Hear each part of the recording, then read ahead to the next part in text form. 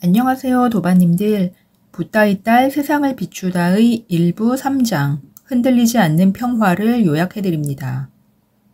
1967년 디파마는 미얀마에서 인도의 캘커타로 이주합니다. 디파마가 이사한 작은 아파트는 방이 하나뿐이고 물이 나오지 않아 4층까지 물을 길어 올려야 했습니다. 화장실도 여러 가구 공동으로 사용했습니다. 디파마는 친척들의 도움으로 어렵게 살아갔습니다. 처음 그녀의 이웃들은 명상에 관심을 보이지 않았지만 해탈을 얻은 제가신자가 이사 왔다는 소문이 돌며 차츰 가정주부들이 그녀의 집을 방문합니다.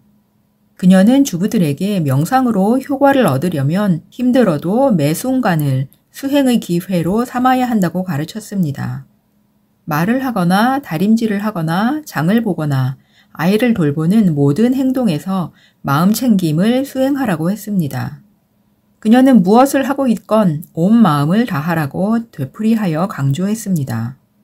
그녀는 학생들에게 스스로 모범을 보였습니다. 그녀는 5계를 지켰고 하루 4시간만 자고 매일 많은 시간을 명상했습니다. 학생들은 일주일에 2번씩 디파마와 상담했습니다. 한 학생은 스승님은 그 모습만으로 나에게 위안을 준 내가 만난 몇 안 되는 사람들 가운데 한 명입니다. 나는 마치 커다란 나무 밑에서 휴식을 취하듯 그녀의 침묵 속에서 쉴 수 있습니다. 라고 말했습니다. 디파마의 좁은 아파트는 인도뿐 아니라 서구에서 명상을 배우러 온 이들로 가득했습니다. 방이 꽉 차면 나머지 사람들은 복도나 발코니에 나가 있었습니다. 디파마는 아무리 피곤해도 한 번도 그들을 거절한 적이 없었습니다. 딸 디파가 좀 더 자신을 돌보라 말해도 디파마는 저들은 부처님의 말씀에 목말라 하는 사람들이야. 어떻게 거절할 수 있겠니? 라고 말했습니다. 심지어는 스님들까지도 그녀의 가르침을 받고자 찾아왔습니다. 마하테라 스님은 18년간 책으로만 알던 것들을 디파마를 통해 몸소 체험할 수 있었습니다. 딸 디파는 사람들이 변화하는 모습을 지켜보았습니다. 침착하지 못하고 화를 내고 험담을 하던 사람들이 명상을 시작하고 몇 달이 지나 마음이 침착하게 가라앉았습니다. 명상에 대한 논문을 쓰기 위해 인도를 왔다가 디파마를 만난 잭 앵글러는 디파마 주변 사람들이 그녀가 존재한다는 사실만으로도 큰 영향을 받는다는 사실에 주목했습니다. 그녀가 처음 그 아파트에 이사 왔을 때 그곳은 소란스럽고 다툼이 잦은 곳이었다고 합니다. 그러나 그녀가 이사 오고 6개월이 지나자 아파트는 조용해졌고 사람들은 처음으로 사이좋게 지내기 시작했다고 합니다. 그것이 그녀라는 존재가 갖는 힘이었습니다.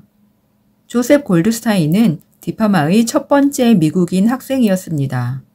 1967년 미얀마에서 문인드라를 만난 골드스타인은 디파마를 소개받습니다. 그 후 디파마와 조셉은 모자지간 같은 끈끈한 관계가 되었고 그녀가 죽을 때까지 20년 동안 관계가 지속되었습니다. 조셉은 디파마의 집을 처음 방문했을 당시를 이렇게 회상합니다. 그녀의 집에 들어서면 그곳이 빛으로 가득 차 있다는 느낌을 받습니다. 그것은 정말로 놀라운 느낌입니다. 1970년 조셉은 친구 샤론을 디파마에게 소개했고 둘도 곧 친밀한 관계가 됩니다. 디파마는 조셉과 샤론을 자신의 양자식으로 입양합니다. 샤론과 조셉은 디파마를 우리가 만나본 가장 사랑스러운 사람이라고 입을 모아 말합니다. 잭 콘필드는 1970년대 후반에 디파마를 만납니다. 처음 그녀를 만났을 때 그녀에게 절을 하려고 했는데 디파마가 그를 일으켜 세우며 커다랗게 팔을 벌려 안아주었다고 합니다. 그 후로도 디파마는 만날 때마다 그렇게 안아주었다고 합니다. 미국으로 돌아가 명상 지도자가 된 조셉, 샤론, 잭은 사람들에게 디파마에 대한 이야기를 했고 소문은 더욱 퍼졌습니다. 서양인들에게 디파마는 호기심의 대상이 되었습니다. 육체적으로 보면 그녀는 면으로 감싸놓은 작은 풍뎅이 하나가 하얀 사리 속에 고개를 내밀고 있는 것처럼 작고 나이든 여인이었습니다. 그러나 정신적으로 그녀는 거인이었습니다. 사람들은 그녀의 모습을 보면 어떤 힘의 장으로 들어서는 것만 같았습니다. 생각이 바뀌고 마음과 마음이 통하고 무의식적으로 깊은 집중 상태가 되었다고 합니다. 1980년과 1984년에 조셉과 샤론, 잭은 디파마에게 1년에 3달씩 미국에서 강연을 해달라고 부탁합니다. 69살이나 된 디파마는 몸이 약해 비행기 여행이 힘들었지만 딸과 손자, 통역사를 데리고 미국으로 갑니다. 처음 디파마에게 미국 생활은 너무 낯설었습니다. 샤워기로 목욕을 하고 개가 집안에서 지내고 콘플레이크와 우유를 숟가락으로 먹는 등 모두 생경했습니다.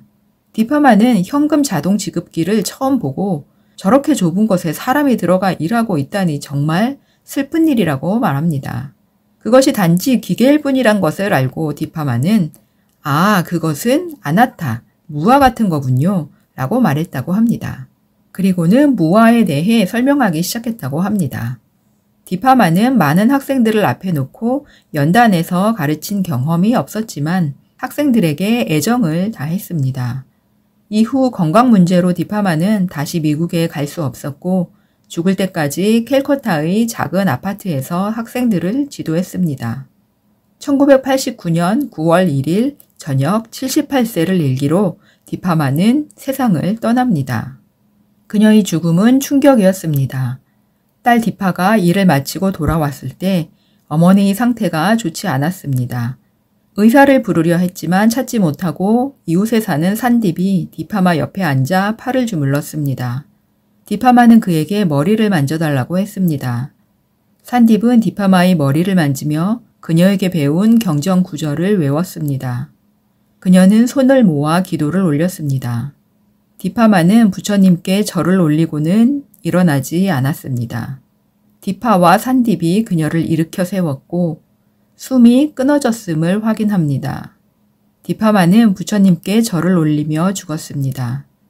그녀의 얼굴은 너무 평안하고 고요했다고 합니다. 7일간 계속된 디파마의 장례식에는 400명 가까운 사람들이 참석했습니다. 제자들이 한 명씩 지나가며 스승의 시신이 꽃으로 뒤덮일 때까지 꽃다발을 바쳤습니다. 여기까지가 3장입니다. 다음 3부부터는 디파마의 가르침들이 이어집니다. 시청 감사합니다, 도반님들. 행복하고 건강하세요.